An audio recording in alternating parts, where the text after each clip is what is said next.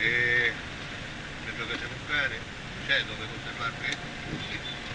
Sto qua, come dici? Sì. Comunque guardare.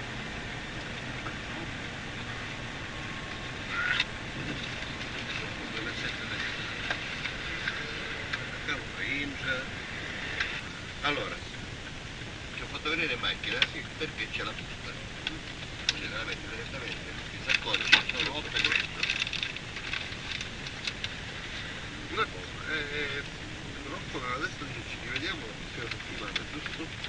Non lo so, loro mi fanno sapere, in base a come sono combinato io, loro poi mi fanno sapere, senti, c'è appuntamento, vabbè, io mi organizzo, mi danno il malloppo e passo, strada facendo.